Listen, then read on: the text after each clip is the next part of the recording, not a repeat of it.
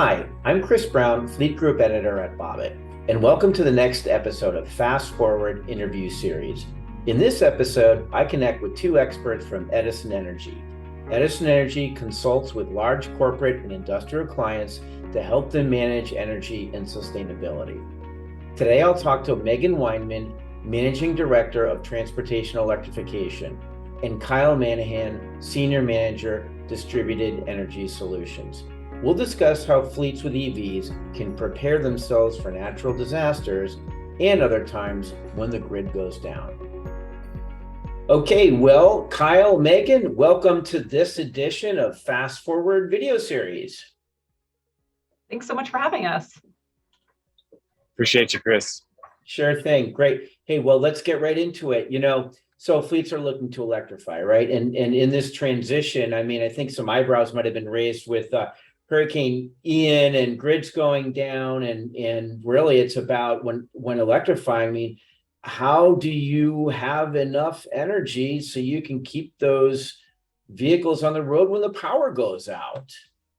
Who wants to start with that one? Yeah, well, maybe I'll come at it first from more of a fleet perspective and a transportation perspective, and then I'll have Kyle come in too to think about more of the energy perspective as well. So when we work with a lot of fleets and organizations as they're making that transition to electric vehicles, and charging is one of the biggest questions that we get from those organizations. And especially when you're thinking about, how do I think about it at my facility? How do I think about energy? How do I think about resiliency? The way that we like to look at it, especially with a fleet transition, is that you're not going to just flip a switch and convert your entire fleet to electric. It's going to be a transition. It's going to be over time, and you're going to do it kind of chunk by chunk of your fleet. So let's say maybe you electrify 10% of your fleet in the first year. So if you have a 100 vehicle fleet, you're only converting 10 vehicles. So that means that you still have 90 gas vehicles in your fleet. And so when we're thinking about a fleet transition, if you only have 10% of your fleet electrified, you still have a 90% gas fleet, and you already have resiliency baked into your fleet already. And so really, when you're thinking about how do you charge the vehicles, most of the time you're probably going to be charging your vehicles at a depot or at your facility. If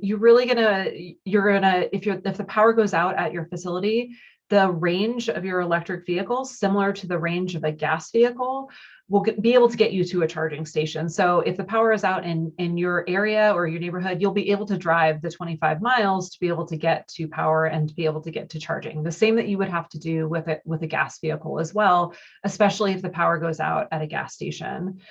So the other thing that we think about too, in terms of how we think about planning for a fleet transition, is how do you really think about, what's happening at your facility, and how you might have an integrated solution when you're thinking about that fleet transition. And maybe I'll just have Kyle briefly speak about just how to think about some of the on-site options that you might have when you're thinking about resiliency. Thanks, Megan. So fleet managers are very comfortable with having gas on hand. It's a tank, you've got gas, you've got a pump that can fill up a traditional gas fleet. I believe in the future, fleet managers will become very comfortable with energy storage, batteries on site, providing the corollary to that gas tank to charge their EVs in the case that the grid goes down.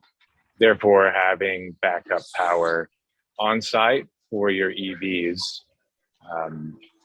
to make it that 25 miles to get to a grid supported EV charger. Okay, yeah, fair enough. Is the generally when we have power outages, are they localized enough that it's 25 miles away that you can access either gas or electric? Yeah, so typically an electric utility, the organization that provides power to the grid, it's exactly that. It's a grid, so it's a network in the way that it's designed. And so there's various layers and levels of the grid. If you have circuits, and then you have distribution, and then you have transmission. So all of those have layers that make up the grid itself. So the way that the grid is set up is ideally you can have the least amount of system failures as possible with the grid, so that if power does go out in one circuit or in one area, that you have another place that power can still be delivered. So, that's at least the way that, you might hear in some places that a lot of utilities are planning for self-healing grids, for ways that they can actually deliver power when there is power outages. Those things are in development right now. But to your question, Chris, it is set up in a way so that there can be a minimum impact of power outages. Now, hurricanes and other sort of natural disasters are potentially a different case, in which you might have a much wider kind of power outage or a much wider impact. In those cases, what we're seeing is far more opportunity to have other power sources, what we call distributed energy resources, which are solar systems, which are the solar power systems, or battery storage systems, which are stationary storage systems that can store energy when the power goes out. And so having those distributed energy resources, solar and batteries, can really make it so that when the power does go out, you can still stay up and running at your facility and be able to power your fleet. To add to that, if we're looking at a catastrophic event, getting a fleet up and running may be relatively low priority. There may be an opportunity for the utility to leverage a fleet's EVs through a virtual power plant to help the community get a hospital up and running, or emergency services out to help the catastrophe recover, so that the grid can get back and you can get back to full operation. Yeah, I mean, I guess we need to look at it too, because I think, fleet managers are just going to see cost upon cost, right? What you're going to have this resiliency with distributed energy, and sort of power cube type thing. But I mean, I guess it's the same way that we look at it with gas as well. I mean, there was that cost baked in for, the on-site fuel tanks, right? Is that one way to look at it? Yeah, so I mean, it's in some ways that same piece of it, whether you're thinking about using your vehicle as a V2G or vehicle to grid, as we were thinking about, our virtual power plant, or if you're having a separate battery storage system, it's almost like the same as you're creating what we call sometimes a microgrid, or in other cases, it's like having a gas station at your facility. So you have that own sort of standalone system that can power your vehicle even when the power does go out. Sure. And I mean, when we look at vehicle to grid, there is going to be some challenges in disaster situations, right? I mean, could you go through those in terms of like how you're using your vehicles to power a building, or to actually use them in the service of helping? It's just right. I mean, with V2G, it's not so. Yeah, it's, the one thing that when we were working with fleets, talking with fleets, especially those that have emergency response vehicles or emergency response responsibilities, you want to be able to make sure your vehicle, whether it is gas or electric, is able to, do the duties that are required for that emergency response.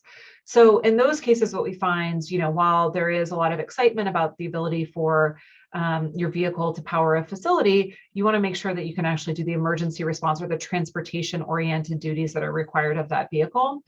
So in that case, most of the time within emergency response, like there might be some requirements for longer distances, but for the most part, most emergency response is localized. It's within a shorter driving distance, the driving distance of an actual electric vehicle battery range, the one that's in the car itself. And so in those cases, you want to make sure that the vehicle can actually go out and respond to emergencies and be able to actually be used as a transportation asset. Sure. I wanted to circle back around on one thing to make it clear, and then kind of just talk maybe generally about grid resiliency and how that's kind of coming together. But I guess really for fleets, I mean, for fleets that are looking to electrify a decent portion of their fleet, really building this distributed energy or this ability to not have to rely on the grid at certain times, how important is that going to be to part of the plan that they're going to put forth to executive leadership? Is that I mean, it depends on application. Can some fleets not have to worry about that, or should they all really be worrying about some form of that? Do you want to take that one? I mean, it's kind of goes back to I'm going to call on Kyle for most of this, but it goes back to that planning and making sure that like when your fleet is only 10% electrified, 20%, probably even 30% electrified, you're still going to have a predominantly gas fleet. And so you don't necessarily have to worry about a lot of that on-site planning because you already have vehicles that can meet the needs of emergency response or other critical needs. But as you're starting to go to a more and more electrified fleet, you are going to want, the organization that is thinking about this transition is going to want to think about more of those distributed energy opportunities and the way to integrate on-site solar and storage. So maybe Kyle, do you want to talk a little bit more about just like how in a fleet transition, an organization can also think about integrating those other sort of energy generation and energy storage opportunities? Absolutely. So you can take your energy into your own hands with a solar plant and a storage facility. A great I think it's going to be an amazing case study.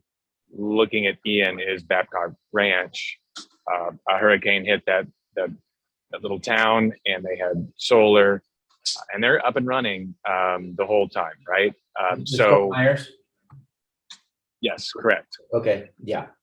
So if a fleet had that type of microgrid setup where they have solar and they have batteries, they can remain operational despite the grid going down, utilities not being able to distribute energy. And that can be useful, whether that's a catastrophe, a natural disaster, or rolling brownouts. Mm-hmm. Yeah, great points. Sort of last kind of general question, big picture on utilities' ability to manage the amount of EVs coming. I mean, what is your assessment on how that's progressing? Are we going to hit an inflection point that's going to be this awful aha moment where we can't, or is it going to be kind of a gradual transition where we think we're going to get there? I would say that in the same way that, we were just talking about how fleets should transition over time, utilities are doing that same planning exercise. So where we are today with the number of vehicles, electric vehicles that are on the roadway, utilities can meet that need, can meet that power requirement, no problem. Like that is something that they can meet today. Are there certain, projects or large scale programs where a utility might have to bring in new capacity to that facility? Sure, that is the case, but it's very limited. So overall, the grid can handle the amount of electrification that is out there today. The one thing that utilities are doing, is that they're planning for the future. So they have a planning process. Anybody can go and see this. It's called an integrated resource plan. Every single utility has to do this.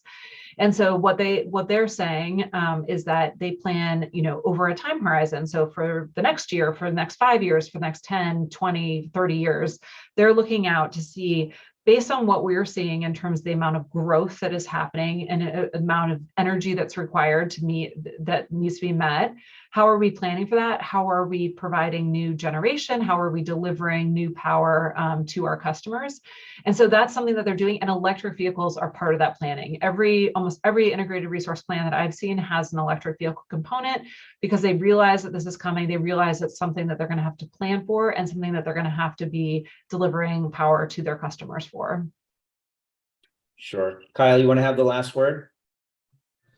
Sure. As the grid needs more electricity, we're going to see more solar, more wind come online to meet that demand, which is an amazing thing.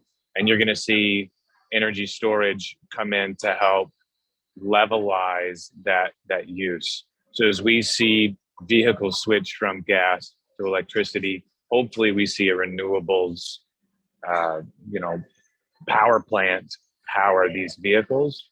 And the utilities are seeing this and planning accordingly, as Megan said. Great. Yeah. Well, Kyle, Megan, thank you for joining us. Really great information. and really appreciate your time today.